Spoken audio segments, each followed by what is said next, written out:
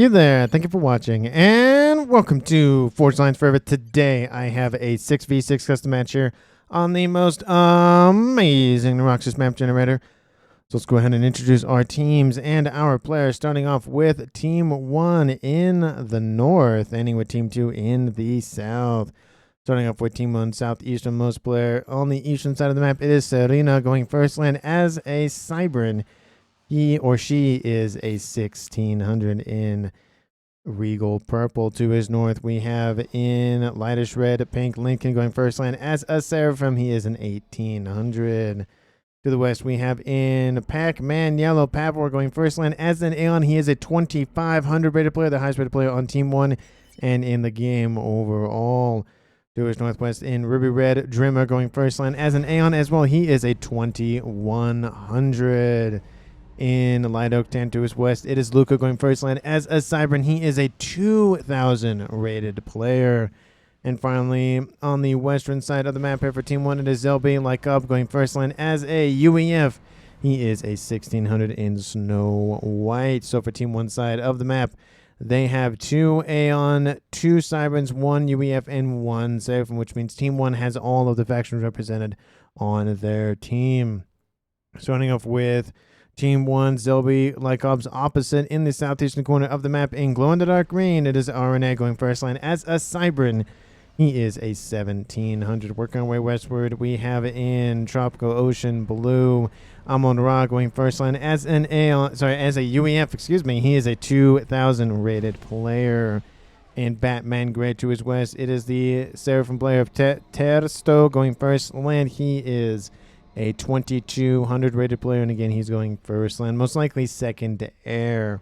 To his northwest in Imperial Grays, Little Sid Little already on the move going first land as a Cybran. He is a 2300 rated player, the highest rated player on Team 2. In Chevy Crimson to his west is Shady Socks going first land as a Cybran as well. He is an 1800. And to his north in Orange to Color Orange, we have Chicken Rayaba going, has Orange going first land as an Aeon. He is a 1600. So for Team 2 side of the map, we have 3 Cybrans, 1 UEF, 1 Seraphim, and 1 Aeon, which means for Team 2, they also have all of the factions represented on their side of the map. And for 12 players in this game, let's take a look at the reclaim here before they scoop it all up. Currently sitting on the map is 17,000 reclaim, which means it's about 1.4 thousand mass per player. Not a terrible amount, not a little bit amount, but definitely a decent amount to go after. Most of it does reside in the middle of the map, couple of wrecks in the middle as well. And there are, some kind of 100s, almost 200s or so in the northwest and the southeast, but a lot of it does reside in the middle of the map, with a couple of it in the northeast and southwestern corners as well. And for Team 1 side of the map, let's take a look at their mechs. I'm going to split the map directly in the middle, horizontally, just to be able to, again, figure out who has what. Most likely starting off, there is a Trimex position here and a Quadmex next to Zelby in the west. There is another Trimex just in front of him that will most likely go to Luker. And this Trimex will probably go to Drimmer. And besides that, there's a little bit of one-offs here in the in the east. Well, my directions are all wonky today. For Serena, besides that, there's honestly not a lot of mexes. I've seen that recently, where there's not a lot of mexes on the map and not a lot of reclaim as well, which means it's going to take a little bit longer for those ecos to start kicking into the 3, 4, 5, 600s, where we start to see big and bad experimentals. And with that out of the way, let's go ahead and bring this game back up to 0. We can see where our players are headed off to. It looks like everybody on Team 1 is moving to the middle of the map. Team 2, everybody is as well. So everybody in the game is not staying in their base and moving to the middle of the map. Looks like it's going to be possibly a 3v3 on the western side of things. We might see Drimmer move southward and go through this very interesting little square pond in the middle of the map. It's almost entirely square. There's little notches here, but it's almost, and a little bit of a little tail on these sides as well. But it's pretty much a square. So we do see 2 players from Team 2, Amon-Ra and Testro, moving in. We do see Amon-Ra already primed up for a grab on that little T. Is that a T2 facility? No, maybe it's a I always forget because they have two little hovering engineer drone thingies on the Seraphim naval facilities. I forget if that's T2 or T1. I think that's T2, given that there's two of them. But whenever I look at it, I always forget to look at a facility afterwards. We do see that Testo stopping to go for a couple of mexes here and a T1 land facility. And it does look like Amon-Ra going for the other batch of reclaim over here. T1 bomber outbound from German looking for some early engineers to squash. And in the east, we do see it's going to be possibly a 3v... I mean, 1 is definitely unlikely given Amon-Ra is right here. But I would not be surprised to see somebody try to use the water in the middle of the map. So it's probably going to be 1v1 and maybe 2v2 on the east. With whoever decides to go what, where, might change the numbers there. Gun speed and range has been started for Serena. And for Team 2's, that is an engineer, Shady Socks. There we go. Try to find his name there. Bomber over top going for that engineer. Going to destroy it. There it goes. Actually, no, it doesn't drop the bomb. Excuse me. Does not get a kill. Has already killed 2 engineers or units already. With a nice little flare moving in to provide a little bit of vision. We do see that 2 engineers are going to be destroyed by that shimmer. 1-star veterancy on board it, getting 1 hit point region. Imagine getting 1 hit point region a second. That's just a penance. It's just nothing. Now he's dead. Shez Sadie. What? Now he's dead. He has mission. I have no idea what's going on with that reference. We do see that the gun upgrade has stopped here for Serena, but is almost completed here for Team 2 Shady Socks, making him, I think, the first player in the game to finish an upgrade on board that commander.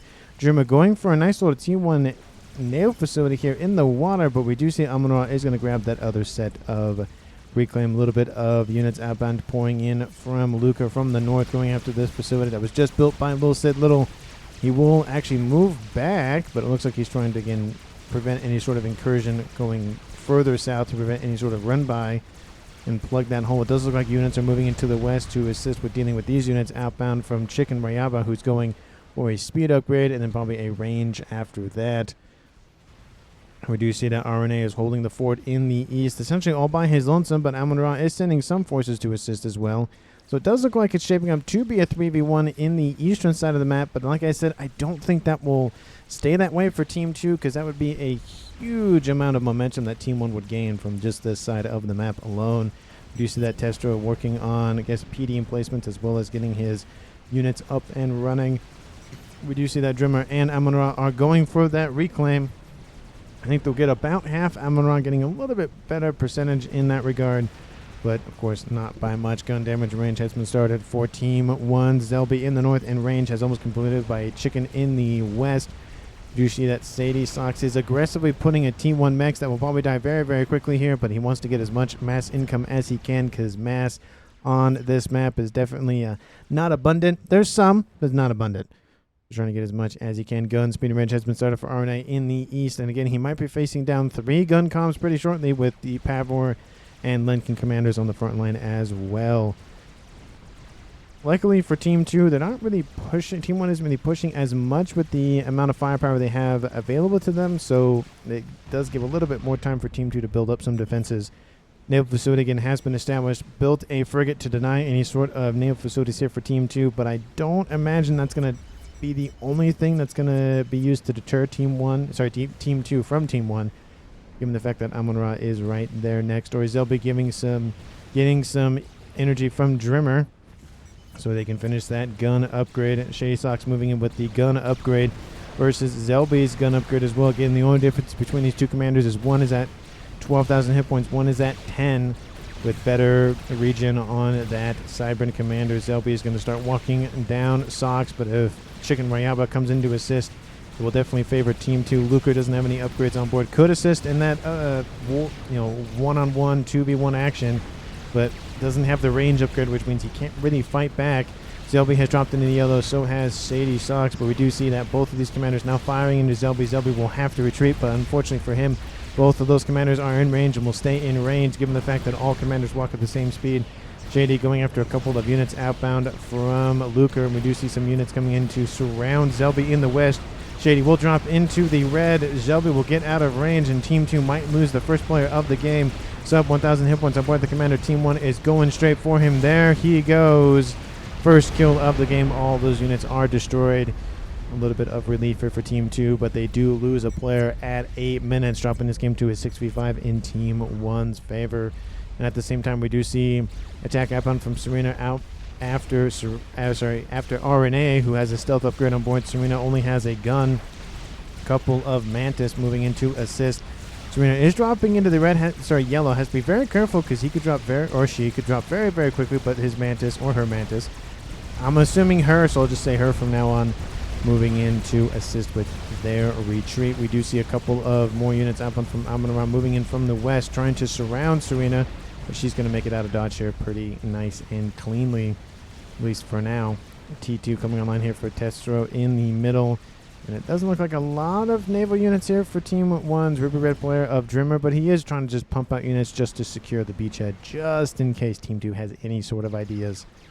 We do see that Little still is in control of this area of the map. Did lose that land facility, but it's fine for now. Team 1 is holding.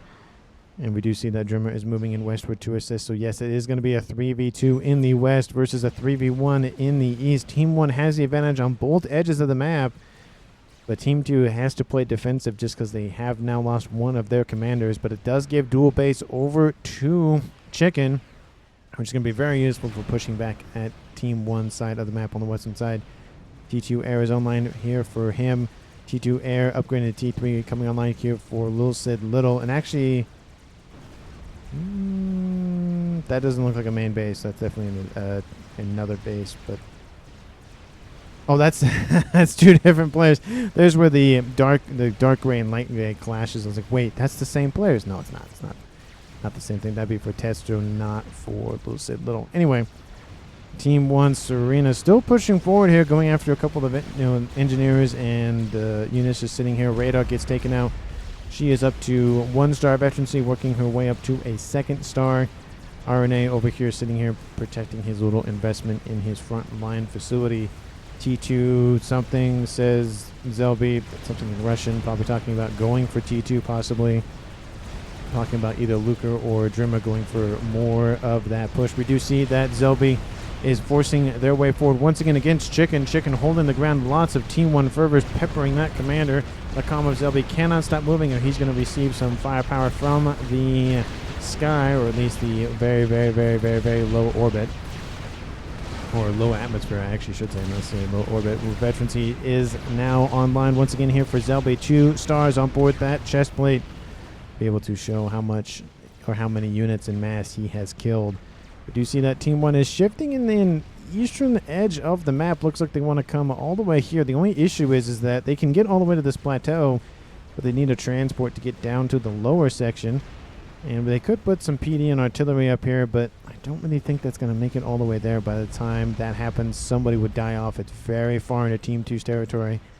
Not really the best idea to do that. Transports laden with a couple of engineers on board here for Team 1. No, there's actually some ghetto gun shipping going down here from Drimmer, not engineers, going after a couple of units sitting on the cliff edge here. Looks like they were going after that PD, but they have been denied. T2 units now making their main stage appearance here in the west here for Team 1. Team 2 going for PD. Chicken, of course, has the range and speed upgrade, so he's just using his engineers to build those PD emplacements. We'll be able to fend off Team 1, but he's also building his own PD emplacements as well. The Firebase Wars is definitely on the cards here for Team 1 and 2 on the west. Team 2 has a little bit of the advantage there with 1 already kind of established. But, of course, it is a UEF versus an Aeon, and I would not be surprised to see him build that base up very, very quickly. In the east, still very calm here. We do see a couple of units on this upper plateau here for Team 1's Pavor. Kind of just sitting here hanging out, just having some fun in the sun or dual sun or twin sun or whatever, how many suns are on this planet. Or orbiting, or not orbiting this planet. The planet is orbiting. There we go. Kind of like Tatooine. It is a desert, to be fair, so maybe. Anyway. We do see that Testro does have T2 on board. Moving in, just again, building this base up. Not really focusing so much. It looks like he's more of the eco player. He is a 2200 rated, and he is sitting at 100 mass income. Team 1 Pavor sitting at 102. To be fair, Chicken Ryaba on dual base sitting at 116. So realistically, Testo doing a very good job with his eco. Pavor doing good as well, sitting at 100. Everybody else is below that. Looks like that is the goal here for Testo. Just build a nice eco for himself and then get T3 air online, which he has now done. Team 1's Pavor is going for T3 air as well, but also has T3 land at the same time. So he's splitting his focus between land and air. He's not going to have that many ASF or Harbingers on the front line, but at least he can go into either direction if need be. Shield has been established for Chicken, going for heavy on board here pretty shortly, and T3 air also online for Lincoln in the east. We have 2 air players so far here for Team 1, and possibly 2 air players here for Team 2. That one is not going for T3 as of yet, but I would not be surprised to see somebody else on Team 2 going for that. More units outbound here from Serena, trying to punch through on this plateau. Looks like they're going to not really get anywhere with that. A couple of Team 1 PD as well as a bunch of Team 1 units as well. Playing that unit line up very, very quickly. Just more of a send units in, see what damage they can do, which is essentially none except killing off units. No mexes were harmed in the making of this replay, at least in that form over there. T3 spearheads online, going after these units on the upper plateau. Those Aurora do not stand a chance of the firepower of that magnitude. And now we see some hover tech being employed here by Team 2's Testo, going after those Yenzine. Gonna probably move in, take out that Team 1 naval facility here real quick. Of course, torpedoes are not very effective at hover units because the units aren't even in the water. We do see a T3 brick on board a transport outbound from Little Sid Little. Transport does get spotted. We'll have to drop that brick probably sooner than he wanted to, but he does make landfall, killing a mech that was upgrading to T2. That one is almost up to T2, and it will finish, I think, before that brick brick will come into range and kill it off right before it was upgrading to T2. That's gotta suck. All that mass, all that energy spent for that upgrade is denied. T2 mechs over here going to get killed off as well. So essentially 18 mass per second was destroyed from Team 1's Luker, but it wasn't upgraded to that point yet, but you can kind of say that it kind of was. Restore online for Pavor. Going to take a little bit to shoot through the hit points on that brick, but with the assistance of an Harbinger should be pretty well quick to do that. We do see that that brick has now killed off another mechs. There's that 1-star registry, but another Harbinger is inbound. Kills off that brick very well quickly. But again, 4 mechs is killed off. It hurts the ego of Luker just a little bit, but that is enough to be very annoying. We do see in the east another brick being dropped off by Little Sid Little. Again, just being very annoying, just dropping units around the map, just again like, oh yeah, here's a unit to deal with, just soak up your APM. Here's another unit to soak up your APM. Team 2 in the west holding position for now. Chicken Ryaba facing down a UEF base here. Nice little PD, couple of TMD. Would like to see maybe a Clink Hammer or a missile launcher in this mix, but Team 2, they don't have any TMD as well, which means TMLs would be very useful for going after that base, but it's not on the cards here for Team 1 as of yet. ASS moving in for Testra, going after the units for both Lincoln and Pavor. Looks like he's getting surrounded. Not really the best engagement. It's definitely unfortunate. I think he had about the same amount of numbers, but Team 1 was just a little bit more on the ball there, I guess. I don't really know what happened there. It was kind of weird, but stuff does happen in this game. Radar says Lincoln trying to say, hey, get some radar on there so we can see what's going on. Brick moving in, kill off everything here on this upper plateau, and now going to kill off another T2 mech. Little Sid Little has killed off a decent chunk of mexes here for Team 1. Some from Pavor, some from Luker. And now they have to spend more time and energy building those mexes up once again. Team 1, Zelby expanding out in the northwest a little bit more, getting a lot of T2 mechs online, upgrading the rest of his T1s to T2. Jump-started that eco very quickly. He's sitting at 118. Serena sitting at 137, and Pavor sitting at 140, while Team 2's highest eco players are now Little Sid Little at 160 and Chicken at 160 as well. Team 2 lagging a little bit behind Team 1, about 50 to 60 mass per second. Looks like it's maybe about 70 at this point, but at this point in the game, it's really hard. I mean, having a couple more mass income can make the difference, but it's realistically when it's 50 mass, 60 mass, 70 mass per player that it really starts to make a difference. We do see an attack outbound here from Amon-Ra pushing into Pavor's front line, and he's been dealing with ASF and gunship production. which means this frontline facility will fall. It will not last very long. A couple of TMD come in to save some facilities, at least for a quick moment. Titans moving in, trying to take out these Harbingers. Harbingers are very effective against Titans. They are a better unit overall, 1-to-1. We do see some spearheads over here will be targeted by those Spectre gunships pretty well quickly. The TMD is still online, and the PD is also online, which means this base will actually survive, surprisingly. It looks like the artillery or the missile launchers are focusing on that T3 land facility, producing some of those Harbingers. We do see a spearhead has been destroyed, but more are coming online, and RNA moving in to assist. You can see the missiles having a really interesting trajectory, able to target some units. They did take out that TMD. They don't have to worry about any of that nonsense anymore, and a nice artillery outbound. It looks like from RNA. Yep, that's a trebuchet moving in to deal with the rest of that T3 land facility. Going to strike on that group of units there. Takes out a couple of Aurora and damages a Redeemer. Looks like the main target is that our T3 land facility. He will get it here pretty shortly, but it's going to take a little bit longer to deal with that. Team 1 now playing very defensive, not being any sort of aggressive plays here in the east, looking to more build eco and get their ASF and facilities online. Lots of Yenzin in the water, accompanied by a couple of T2 Ayashava, T2 mobile flak artillery, dealing with those Spectre gunships. Spectre gunships pretty good in this game, except not a lot of hit points, so definitely a weakness there. But I'd say damage-wise, very good. I've seen games where players will combine those with restorers, and it's just rip and tear, just everything beneath them. Very, very useful, combining both T2 and T3 tech that way. Sniper bots online for Chicken, going after the base here for Zelby. Zelby doesn't have sniper bots, unfortunately, as a UEF, unless he gets gifted over some. And that will be the end of that base as at least time goes on. We do see some Perseus on board those transports, moving into the upper plateau, trying to deny Team 2 access to this. I like how their feet kind of fold in a little bit, and then they kick out before they land. Very nice animation there, and Team 2 will start to be pushed back on that upper plateau with the assistance of Pavor in the air. ASS moving in to deal with those gunships and interceptors from Team 1. They aren't going to last very much longer, unfortunately, but at least at a minimum, these skies will be clear for them. One of the gunships is targeted. Oh, there they go. I was going to say, why aren't they targeting the gunships? But looks like it was just an angle of attack kind of thing.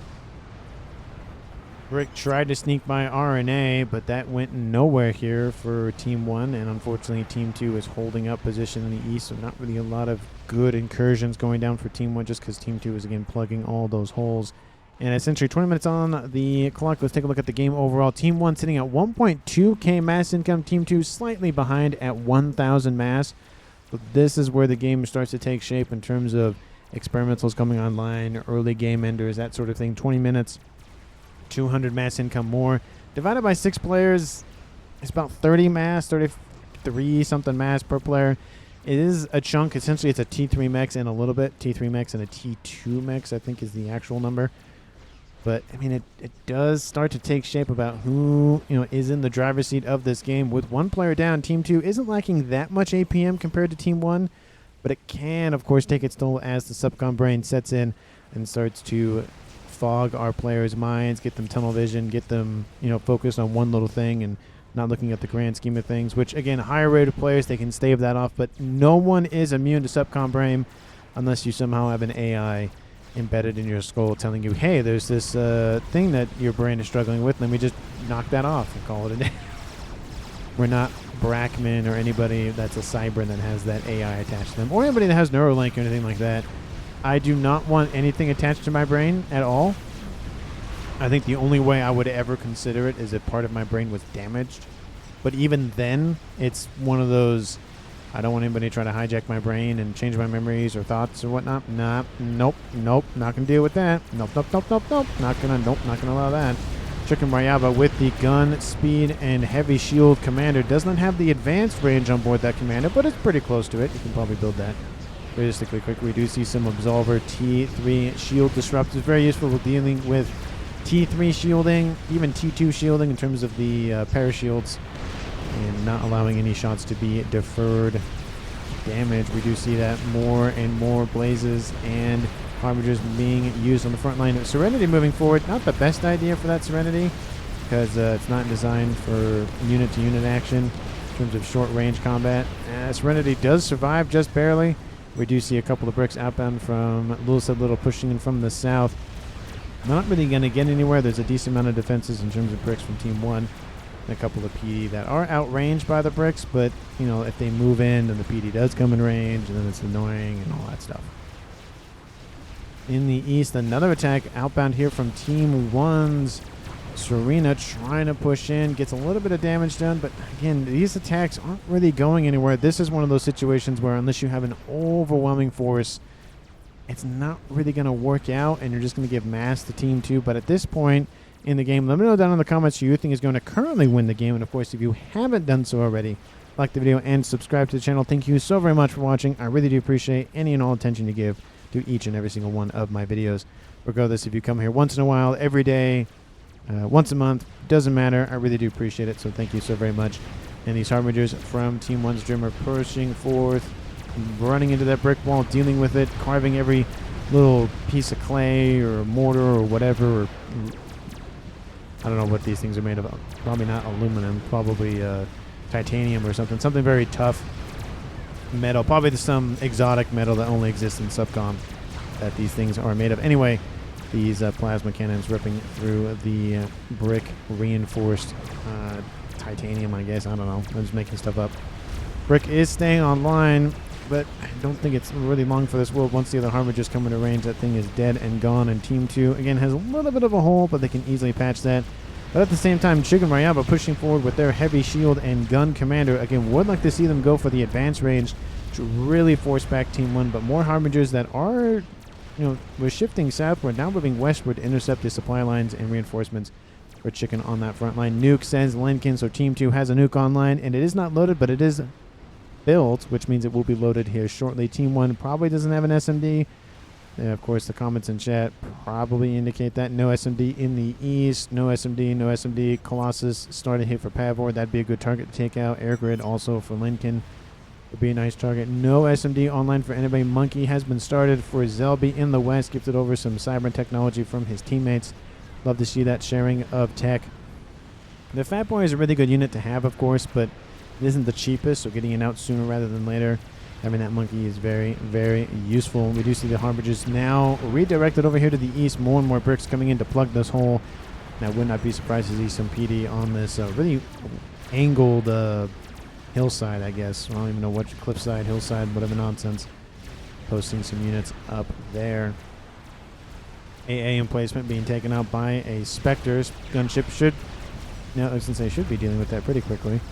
T3 tech has been completed here for Testro on his commander. He has T2 naval technology as well. He'll probably go for those cruisers. Some TMLs outbound here from Team 1's Aeon player of Drimmer going after the T2 naval headquarters here for Testro, but there are some TMD to deal with those missile launchers very, very easily. I wonder what he's building down here. Looks like he's just upgrading T3 Mechs, getting his eco again supercharged more and more. Still, that 200 mass differential is staying about the same. So both teams, again, upgrading, getting mass fabs, that sort of thing at about the same amount of time. There's no real favoring in terms of that, unless you count Team 1's a little bit ahead of the game. But Team 2, I wouldn't say they own more of the map. I'd say it's about maybe 51-49. It's really hard to tell just because front lines kind of shift back and forth a little bit. But in the middle, the one naval facility online for Team 1 going for T2, but T2 already online going for cruisers. Actually, no. Is that a cruiser or is that a destroyer? It looks like a destroyer. No, but there are some AA guns on board. That looks like a cruiser, actually. And then that's the port for the missile on the back. Yeah, that's the cruiser. I like how I can tell what unit it is based on what additional weaponry is on board. Yep, that is the cruiser, and it's firing off missiles already. Going after this radar system, takes that out immediately. Team 1 is a little bit more blind in the east. Monkey on the front lines here for Team 1, but there is an Illuminar T2 transport. Might pick up the comm of RNA, trying to find the comm. Comm gets out of dodge, goes nope, nope, nope, see ya, bye. Oh, nope. Is he going to get on board? Looks like he is going to get on board and get out of range. Transport's being sent out by Team 2's Amon-Ra as a distraction, I guess. There was nothing on board. And that comm does get out of range. Good for him. A couple of Percy sitting here will take out the monkey, or at least getting close to taking it out. And the brick wall will deal with this base quite quickly. A couple of bricks also in this mix as well. ASF moving in to secure the skies above the monkey. Monkey does drop below about 13,000 hit points. Looks like it's staying in about there, with the Cerberus tickle cannons being reduced to ashes very quickly. So Team 2 will be forced to fall back. They need some experimental or something on the eastern side, or a nuke to really just shake things up. Nuke is almost loaded here for Lil Sid Little. Wonder where he's going with that. Again, my biggest concerns would probably be either be Pavor. His SMD is already online, not loaded. Getting out the air good would be great. That one is almost loaded. If Team 2 fires the nuke, I don't know if it will make it in time. I don't know. It's one of those things where you take the risk, you take the guarantee. They could go after this base over here and open some doors for their Western players of Chicken to move in. Little is firing. He is going after something. He's going after Zelby's position. His SMD was just built. He's trying to load it, but that is going to be a death of a base unless the comm moves. That could be a death of a comm as well. Team 1 continuing to push in, splitting up its force. Monkeys to the west and, monkey to the east, bricks to the west. And both the gunships nearby going to get ripped to shreds by those Bouncer T3 mobile AA guns. SMD is built over here in nice little crevice, being protected by some cliff sides, but unfortunately it's not really going to work out. Nuke is about to land. There it goes. Zelby's trying to move. It's a little too late for you, my friend. And boom! Team 1 loses the first play of the game. It's shot by Lil Sid Little's nuke, and that is now a 5v5 game tied up. Monkey trying to attack. I don't know what he's trying to hit, but that laser should hit that SMD down there. I have a little bit of an issue of that angle. A couple of PD able to target it, and T1 bombers being thrown at that monkey. I don't think that monkey's going to survive very much longer. Brick's still moving in here against RNA. He's building his own. Monkey is running continuously. He's the one that was on that transport. He made it out of dodge, but now his comm's under threat once again.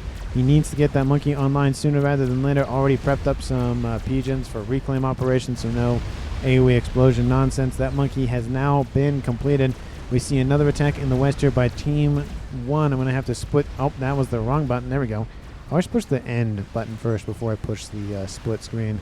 In the west, monkey is being pushed forward, but there is a giant one-eyed colossus. I guess that's kind of in the name. Going after that monkey. Monkey will be ripped apart. Monkey from Team 2's RNA will keep his base somewhat alive. He'll keep him alive, possibly. But one pigeon is down. This one isn't being reclaimed. That's going to be a nice explosion. Looks like the Mechs are the main target here for those bricks. Trying to take out the eco here for Team 2. Colossus kills off the monkey. Harbingers come in, clean up the rest. And Chicken comes in. Still doesn't have the advanced range on board. But wouldn't be surprised if he goes for it now. Would be very, very useful. Overcharges, kills off a couple more bricks and units.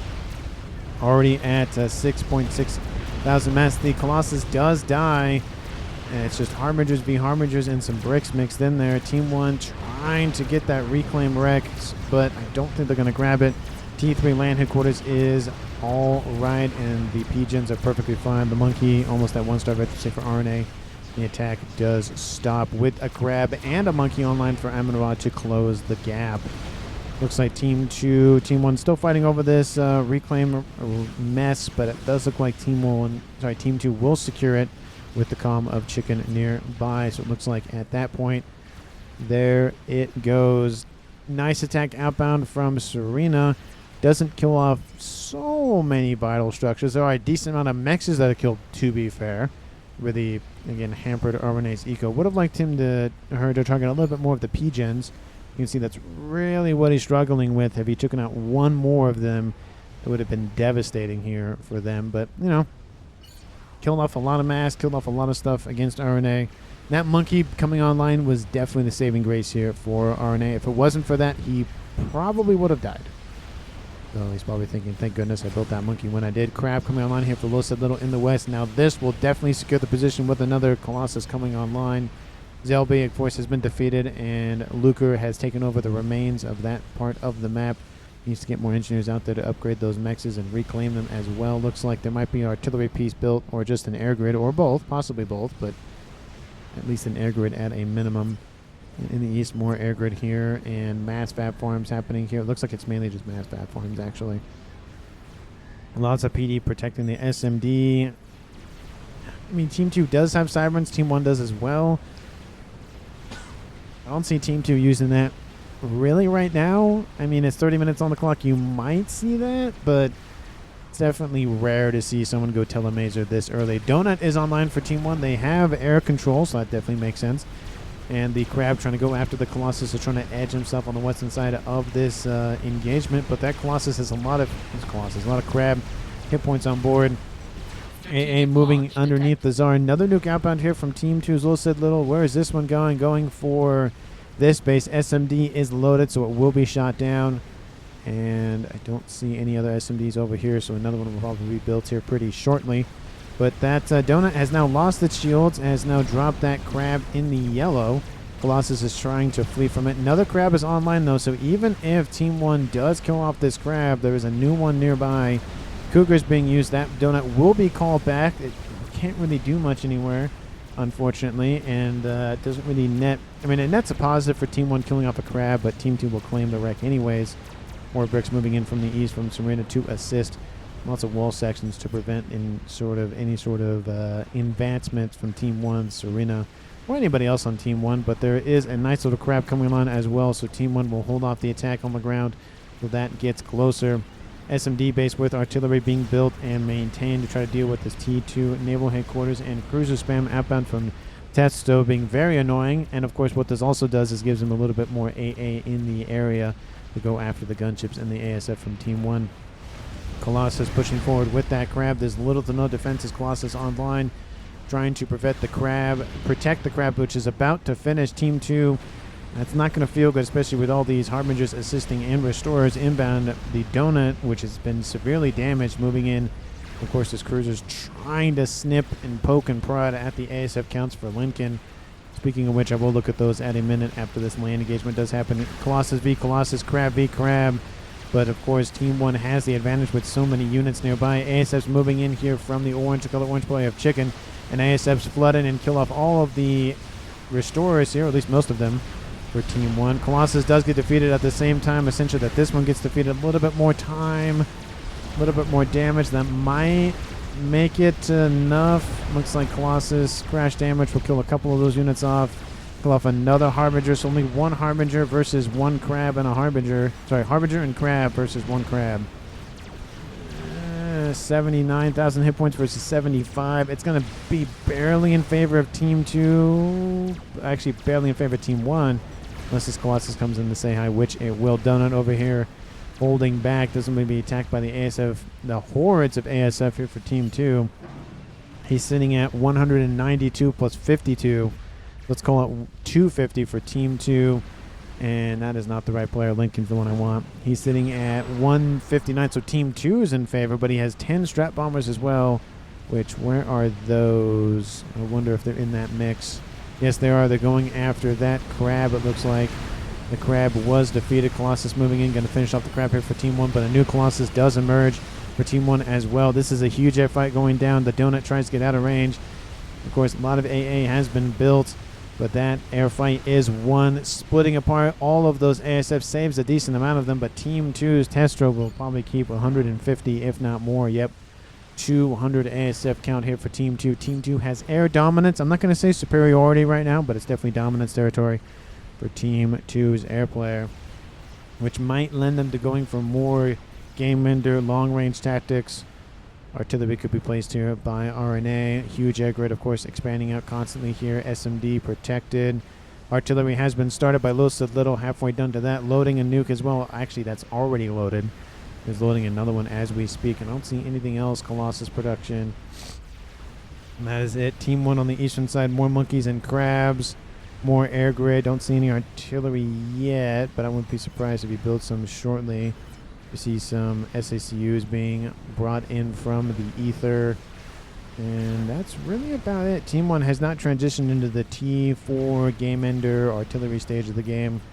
So we'll see if they do that after Team 2's builds theirs. But again, the nuke and artillery is a huge combo because you can target a location with an artillery, take out the SMD, and then launch the nuke, which is very devastating. Looks like the nuke's going to land right on top of... No, it's going to continue over here. But hopefully the artillery kills off the SMD that was just built. So the nuke will land, unfortunately, here for Team 1, killing off a ton of eco for Luker. He's currently sitting at 573. Crab online. Kills off the crab, but another monkey is just enough for Team 1 to win that fight. But another crab is emerging from the factories. Another crab being built very, very quickly. Lots of crabs in this game. Of course, Cyberns love their long range, very, very bulky crabs that can also build units. Not as effectively as the mobile factory of the UEF, but, you know, it can still build units. It's still something. And that nuke does land. Kaboom! Luker drops to 447, so I think it was 570, so loses 120 mass per second. Definitely a huge chunk of mass to lose per second. He's still positive in mass, isn't spending all of it. Couple of torp bombers going after the horde of cruisers, but that's only going to build up more and more. Team 1 needs a permanent resolution to this, which probably would involve nukes, and that's definitely something that Team 1 should probably look into, considering that Team 2 already has a nuke. And I don't see any other situation in which they're going for... Oh, nope, the artillery has been started by Dreamer in the north, and nothing else here for Team 1. Luker is defeated by Tetsto. Looks like he teleported in. He killed off a ton of the air grid, but couldn't make it out of dodge, which means Luker is now defeated. Team 1, 4 players left, meaning that Team 2 is in favor at 5v4. But again, consolation prize here for Luker. He killed off most of the air grid here for Tetsto. So even if Team 1 loses the air fight, if they can kill off a decent amount of the ASFs, that's all they have for the time being, which is a huge, huge bonus. Large formation going on in the east, interesting enough. But one main air grid. This is a mass FAF farm, but artillery raining in on Pavor, trying to take out his eco. He's sitting at 1.3k mass income, taking over what Luker had initially, building a fat boy over here to the west. Couple of harbingers roaming the west here for Team 2's chicken. Looks like they're reclaiming as we speak. Very good use of unit faction abilities. Of course, the Mantis can also do that. I think the Mantis can assist with upgrades. I don't know if it can reclaim. I would assume so, because it has an engineering suite on board. That would be a question for everybody in in comments, is can the Mantis reclaim? That is definitely a question. I think so. I want to say yes, but I feel like it's a no for some reason. I don't know why. If there's a Mantis nearby, I would look for it and see, but actually, I could actually just go to a land facility right now. I know I'm being distracted. I know. Mantis. Repairing and assisting, but no reclaiming. Okay. Very specifically does not say reclaim. Very interesting that it would limit that functionality. But I guess you just have a bunch of essentially engineers that can't build, but can do everything else and can fire. That aren't Sparkies, but...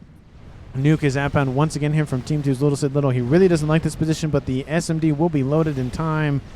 Definitely unfortunate for Team 2. But, again, they're trying to blow a hole in Team 1's defenses, and that's what they're going for. Lots of cruisers in the water. TMD base has been built. Just spam up the defenses as much as possible, essentially. Artillery being used very effectively as well.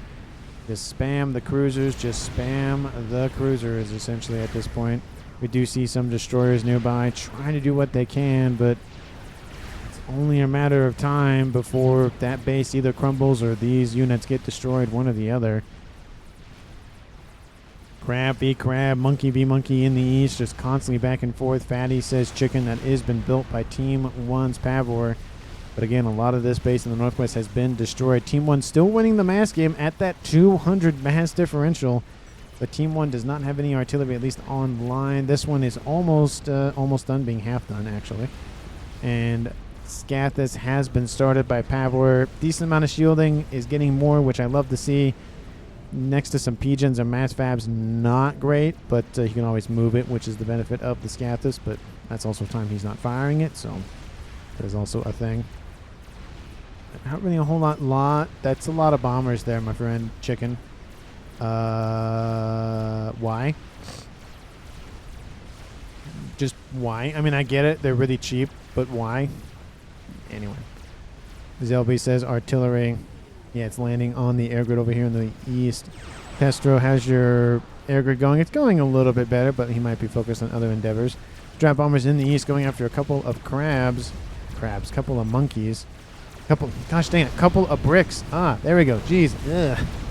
Brain no work for some reason, even if I'm reading the word. Megalith versus Megalith. Crab v crab action here. Looks like the focus on this one. Team 1 will win the initial kill. This one's sitting at 10,000. This one is going to fall back. First veterancy already on board. We'll get to the second here pretty shortly. We'll die, actually, before it gets its second veterancy.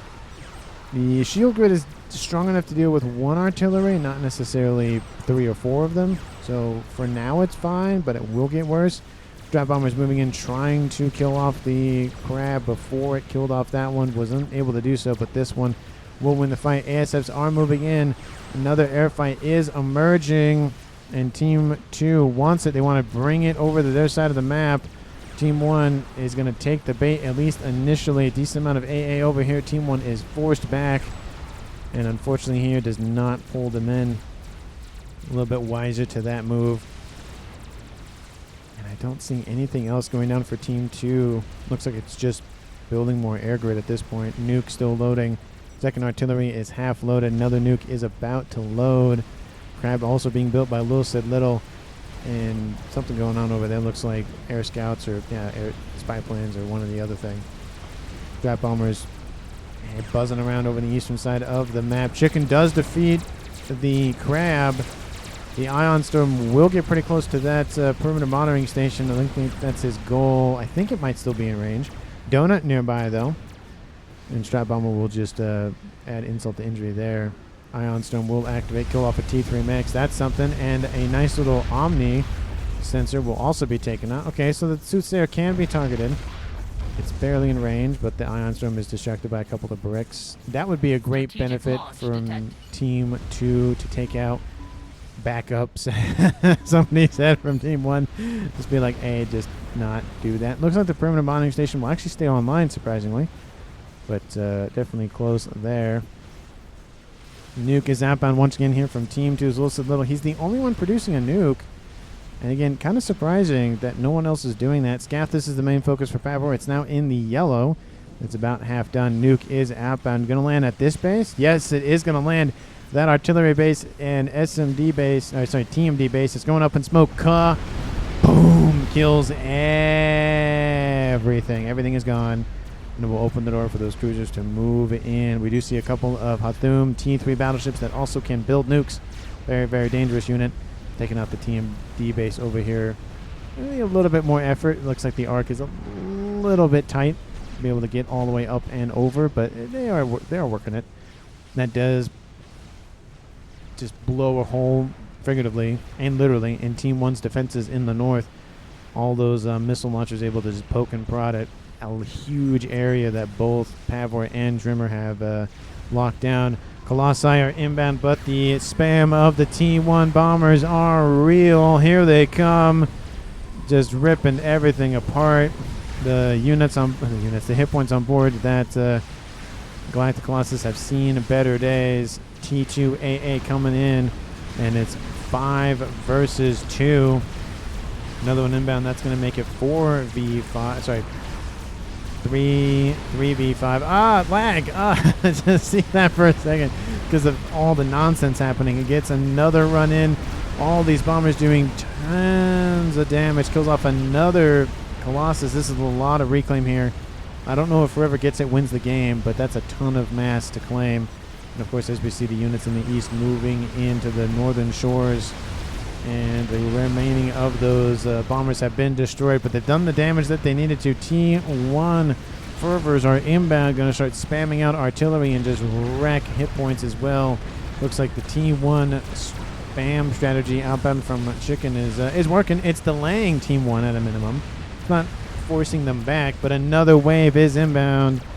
There it goes. Those Zeus artillery, those Zeus bombers doing a great job of dealing with these Galactic Colossus, one of the best units in the game, defeated by a bunch of tiny little pokes and prods from the sky. ASF still sitting in the east here for Testro. Second artillery has been constructed, and Nuke has killed off 121,000 mass.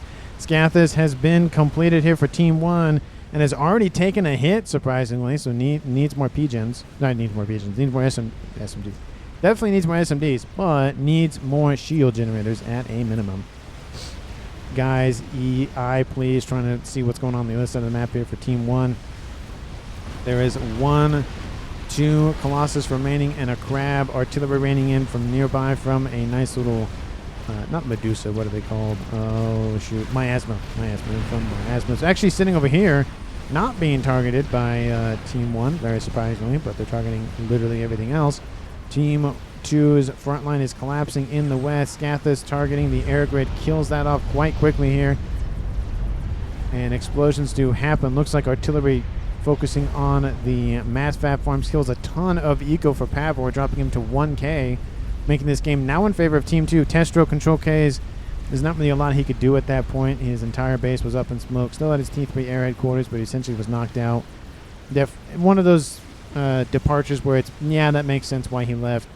He was kind of knocked out anyways, but it's now a tied-up game at 4v4, and now the artillery is raining on top of the artillery for Team 2's Little Sid Little. This is going to be the main focus for Pavor and Little Sid Little. Those artillery is going to be locked in with one another, and I would not be surprised to see strap bombers be deployed to be used against one or the other. More facilities. Looks like they're just spamming up for more engineers and defenses. We have, well, that was weird. Was that the, oh, that was the effect. Okay, I was like, what the heck is that? That's the little AoE effect from the Disruptor T3 artillery from the Cybern faction. Crabs pushing in on the east here for Team 2, and as the front line falls for Team 2 in the west, it starts to collapse for Team 1 in the east, but it does look like with the donut and a bunch of artillery, it will force back the Crabs at a minimum. But again, like I said, all it's going to take is one cut through the east, and there's a lot of Crabs being built here, a lot of ecos being poured into this position. A nuke would be grand here for Team 2 to open the door. It's essentially what they did in the west, but not as great as they thought it would happen. More and more artillery being poured into this.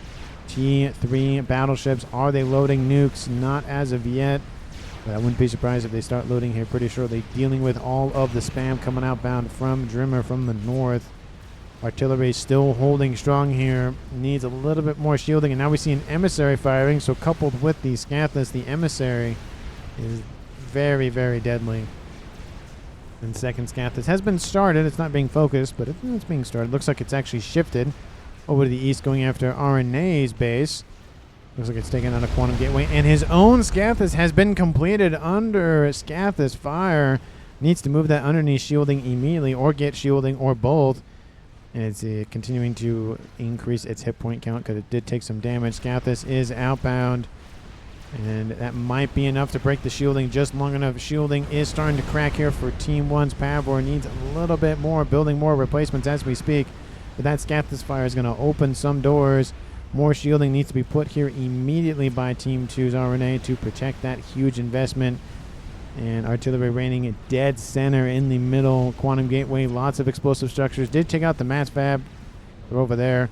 But that could cause a very deadly chain reaction over here. Scathis fire is raining in. Engineers are being destroyed. Shields are starting to fall. It's not looking good here for this. Takes a hit. The Scathis only needs one more hit to die. That's going to hurt. And it goes down. That's going to hurt. Team 1's Pavor loses the Scathis. Luckily, he's building the second, so he can just essentially port the mass over. He's a fourth of the way just with that mass right there. Easy, says RNA. I wouldn't say that was easy, but, you know, when Team 2 had 2 artillery already plus a Scathis, it was just enough. Scathis will hold just barely.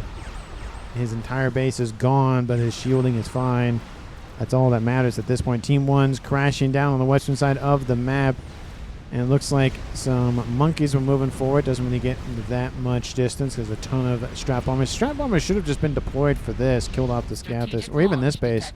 Nuke outbound once again here from Little Sid Little's base. Going after Pavor. Looks like he's trying to nuke the rest of whatever is remaining. SMD is online, but will not load in time. Unfortunate. And still artillery is raining in. There goes the rest of that reclaim. And his base is gone. Pavor knocked down to 900 mass income.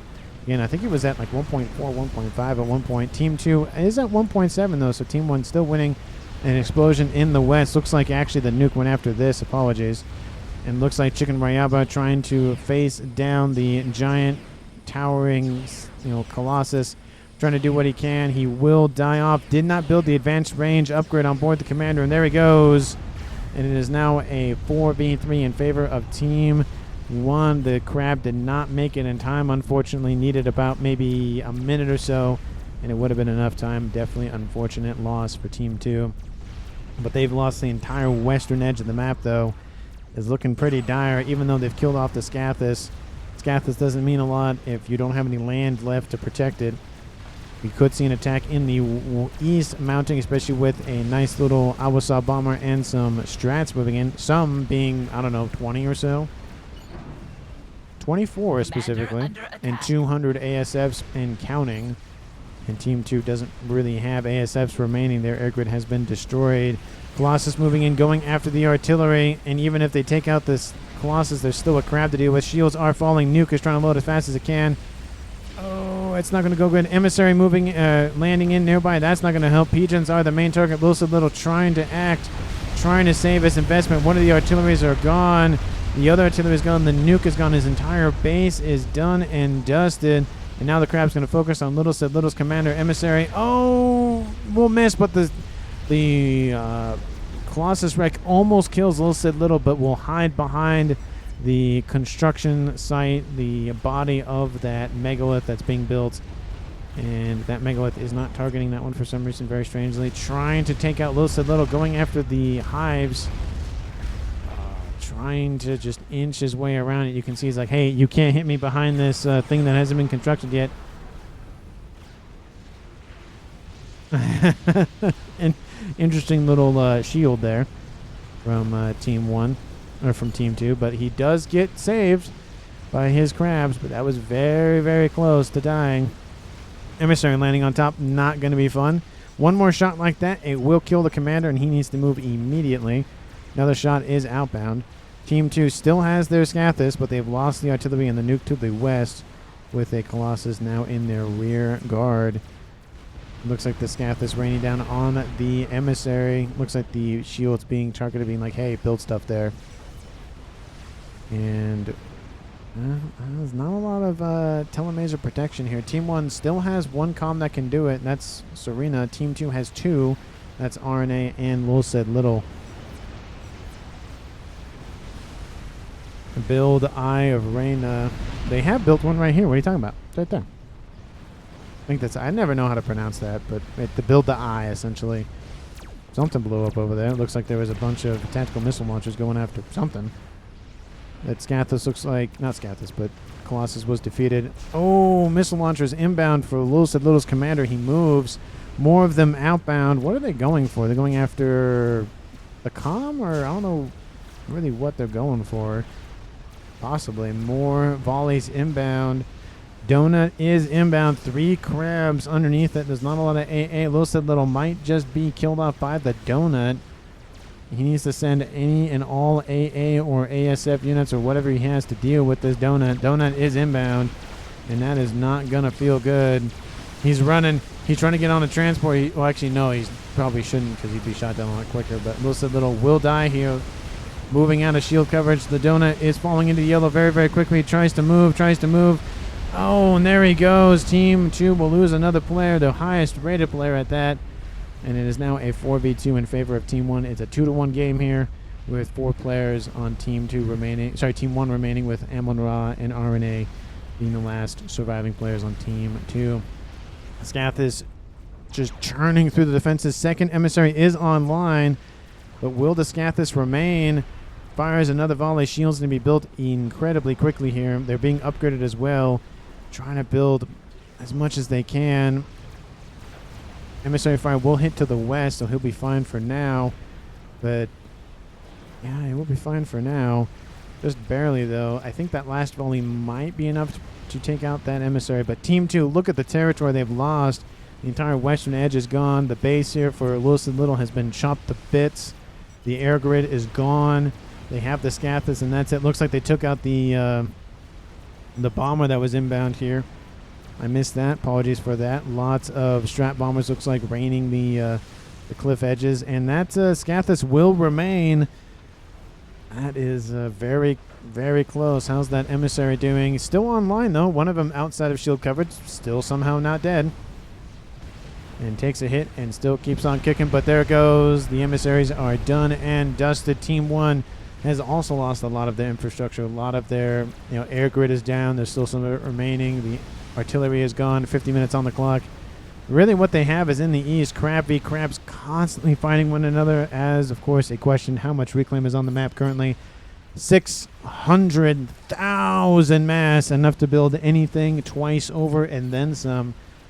And how is the reclaim numbers looking for both teams? Team 1 sitting at 600,000 mass. Team 2 almost at 500,000 mass. So over 1 million mass reclaimed in this game, with another 600,000 sitting on the field. So sitting about probably 2 million plus reclaim in this game. That is an absurd amount of reclaim. Of course, Crab beat Crab here. Even if this one dies, the other one coming in will kill it off. There it goes, and there's a lot of units still sitting here. A couple of colossi, a couple being 1, 2, 3, 4, 5, 6, and more being built all the time. Let's see what the number is for FAF. FAF is sitting at 1.2k. Team 1 winning the eco game 2.2k to 1.6, but it looks like that number is jumping quite quickly. Possibly could have been power related, most likely, because it was 1.2, 1.3, and then it's constantly jumping. Also, there's Scathis fire raining in from Team 2, so that's not helping the numbers for Team 1. But it's one of those things. Emissaries. We do see some gunships inbound here from Drimmer, moving in to go after some T3 mechs. Just trying to snipe at the eco as much as he can. Will kill off that T3 mechs. A couple of ASF are thrown it to deal with that. Very, very good move here from Team 2, but could not save the mechs, unfortunately. Looks like they might lose another mechs, but it's going to... Nope, they're not going to lose the mechs. The momentum dies for those gunships. Attacks are inbound. There are 6 Colossus moving in, 7-1 in behind. Decent amount of T3, T2 assistance as well. 2 Crabs remain. Scathis fire now going to be used at point defense. Scathis something. I don't know what word you would use, but you can see the shots raining in. It is just devastating. Colossus don't care. They're just going to continue to walk forward. Crab's going to try to hold off as much as possible. Essentially, at this point, is can the Colossi reach? Was that one teabagging? That's what it looked like. His foot was glitching, so it looked like he was crouching very quickly. That's what it looked like. Anyway, you can see the shots just raining in from the heavens. Fortunately, it's not a very precise weapon. Team 2 needs everything they can throw at this. There's still 4 Colossus remaining and that 5th one moving in. 2 Crabs remain. One of them remains. Team 1 has another essentially healthy Crab in the east. Large funnel happening here from Team 2, though. That's the only benefit that they have, is it's a narrow environment. Nice little kill box happening. RNA builds another experimental. It is a Crab. He has another Crab for defense. 2 Crabs versus 4 Colossi. Again, the benefit is that it's a very tight environment. Does that Scathis have any sort of minimum range? It does have a minimum range. Okay, that's what I thought. All T3 artillery, and actually artillery in general, does have minimum ranges. But Crabs will stand stalwart. At this point, you might as well just move the Scathis and pull it back. Maybe shift it this way, I guess. Just get it behind some natural barriers, because those Colossi are moving in immediately, and that is not going to feel good. There is a Colossus moving around, trying to avoid those 2 Crabs sitting underneath shield protection. It's only going to save him for a little bit, though. Scathis needs to move. We do see pings going down here saying you got to target that thing. That is the main driver of Team 2's defenses and resistance, or actually attack power and resistance, I should say. Lots of T1 PD that have been built. Harbinger moving into the west. That one actually being killed off very, very quickly. Another Crab has been built back here, and more Monkey Lords are being spammed up. 2 Colossus have been defeated. Both Crabs are still fine. A couple of defenses are taken out. Looks like the Colossus have target priorities on the experimentals first, and this might be enough. Might be enough. This SMD somehow still alive. Don't know how. Looks like the Burke's going, I can't target it. I'm struggling over here.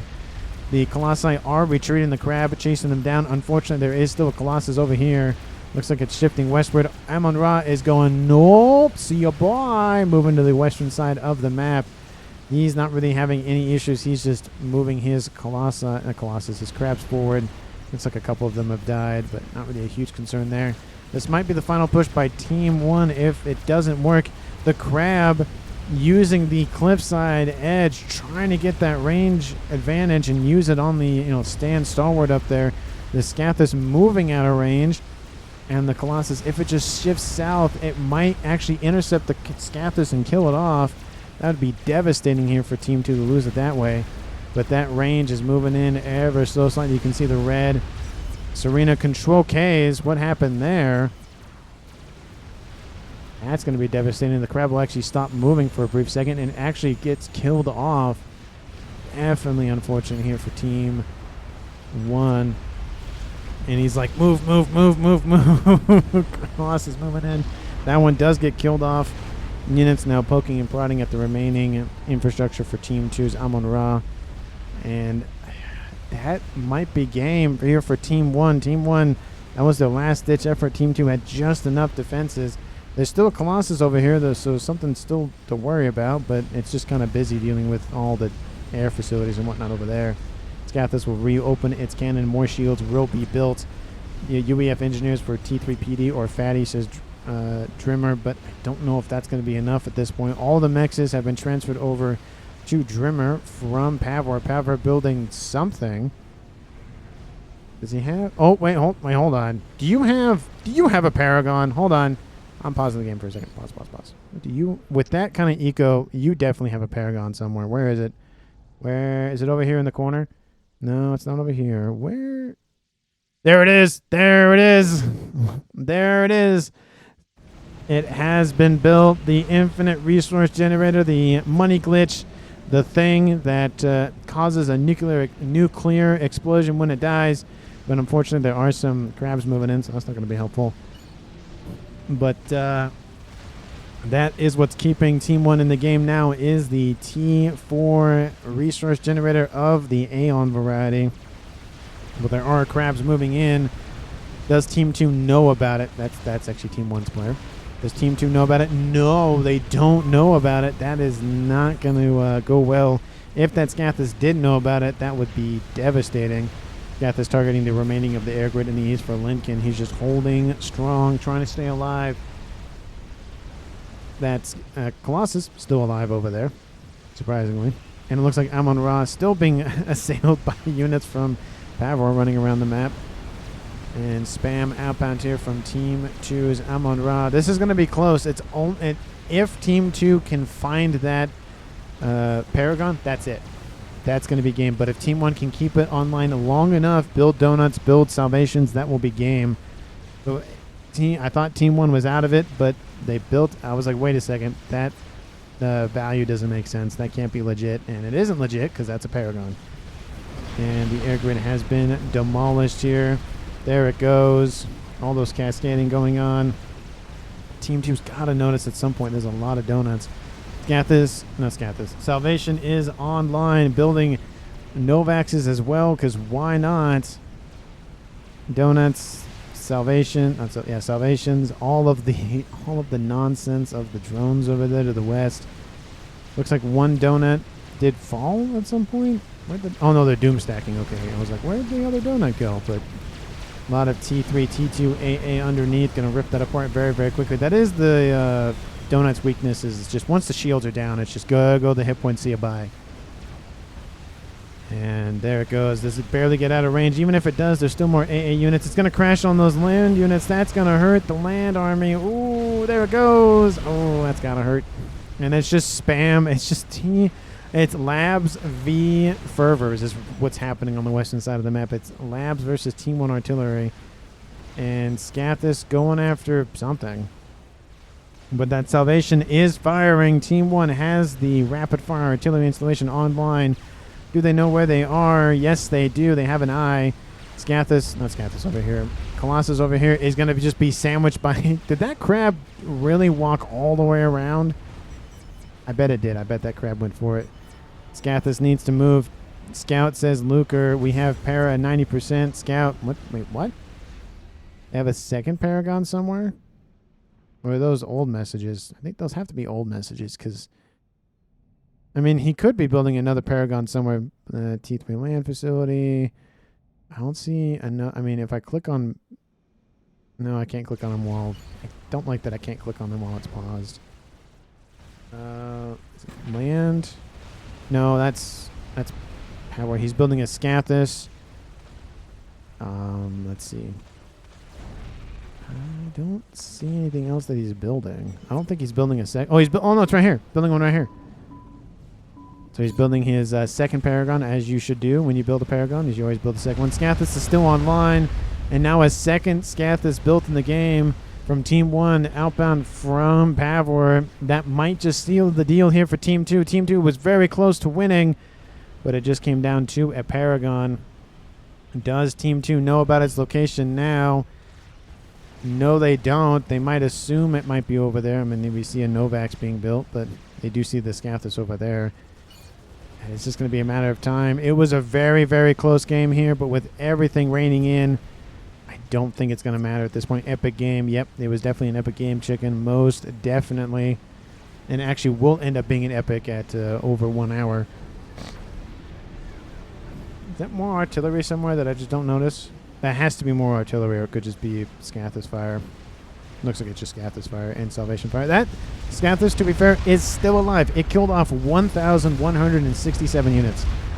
That's a lot of units killed. 695,000 mass killed by that one Scathis. That's a lot. That's a lot. And it's only at 3-star veterancy, which is insane, by the way. Scathis is firing on the Paragon's location. They know, and they just assume it's over here. They hit something. Or at least look like they hit something. Shielding is going to hold, at least for now. Engineers rushing to assist the shielding. There is also a nice little Veil stealth field generator. Looks like they're targeting. I don't know if they know where it is. They know where it is. They're targeting SMD. Oh, they're targeting SMDs, it looks like. That one is going to fall. Does Team 1 have a nuke somewhere that I don't know about? That's another crab. More Scathis, because why not? Second Paragon. That should be handed over to somebody else, because that's kind of what you do. You kind of hand it off to another player. They can micro it a lot better. 2 Paragons and a Scathis online. 1 Scathis remains for Team 2. They're not building anything else secretly, are they? Because that'd be very funny if they somehow built their own Scathis, their own nonsense, their own Mavor, their own whatever, but on Paragon. But there is the shielding. It falls around the Scathis. There it goes.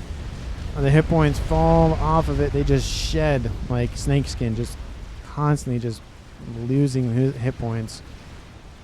They can't make a frontal assault. That's not going to work. Looks like they're going after the Scathis. Shielding around it is falling, but I don't think it's going to be enough. Wow, the nonsense that is this. It's like the stages of life at this point. Look at that nonsense. Look at that. Look at that nonsense. Why build one when you can build infinite of them? The Scathis is defeated by Team 1, and at this point, it's just academic. I'm going to speed it up to +2. 1 hour plus in this game. It is an epic. It was an epic game, obviously coined by Chicken. Not coined, but stated by Chicken. Team 1 had a huge advantage. Not huge advantage. Decent advantage in the beginning. Team 2 fought back. They had a decent advantage. They had the Scathis and artillery. Team 1 had a Scathis. And then Team 2 killed off the Scathis from Team 1. And then Team 1 built a Paragon. And then they built a Scathis. And they built another Paragon. And just loaded everything up. Are they going to build a second Paragon? No, because why not? Why not? Why not just build another Paragon right next to the other one? Because why not? And there's also another Salvation up here. And another Salvation being built over there. Did they build that satellite? Oh, they built the satellite. So another Salvation being built. Another donut being built. Does Team 2 even know of its existence? They don't. Oh, no, they see it right there. There it goes. Okay, so the Team 2 did see it in the end. But that is going to be essentially it. Like I said, it's just academic. We're running at +2. Actually, +3, and it's only at +2. That's as much nonsense going on. Attacking RNA's commander. Looks like he's trying to go for teleportation on board his comm, trying to go after one of the 3 Paragons at this point. It's already over 50% and working its way to the green, which means it's going to be 75% here. Please shortly kill comm and finish, says Drimmer. I don't think I'm saying his name right, but that could be a thing. I don't think that comm of RNA is going to finish. Spam trying to make their way forward. Couple of monkeys and crabs make it close, but it's not going to be enough. Crab annihilated by the everything nearby. We even see an Awasa T3 bomber nearby. And another nuke outbound. Where's it from? Where's it from? Where's the nuke? The team. Oh no, it's outbound from the Hathums. Is there an SMD nearby? How funny would it be if there was not an SMD nearby? Oh, I gotta slow it down. That is hilarious. Oh, that's funny. So team 1 will still win the game, but we're gonna watch this in slow-mo, at least a little bit slow-mo. That is devastating. There goes a paragon. All the nonsense. There it goes. Kaboom! Kills a salvation. Kills another salvation. There it goes. That was a which one were you? Which one? Who did that? Because that's a lot. 37,000, 21,000, 3,000, 4,000. There it is. 72,000. There it is. That has to be the one that killed it, unless it died. It possibly died, but that is a huge, huge nuke, guys. We lost our pair. Time to recall. Yeah, not like you have 2 more of them or anything. You have 3. You have 3 more. Where's the third one? Paper, what are you doing? He's just like, I'm gonna build them until the game ends, because why not? Okay, so where 1, 2? I don't see the third one. Oh, is it over here? No, it's not over there.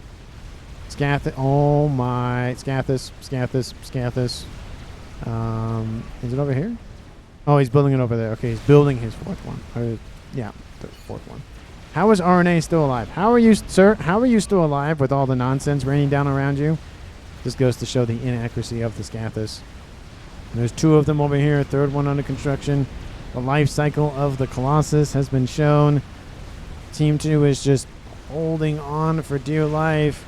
That one, had that nuke come in like 5, 6, 7, I'd say 10 minutes earlier, that would have been it for Team 2 would have won the game.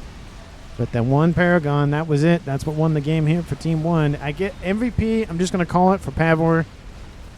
Just because everything that's happening right now, I'm just going to call it for him.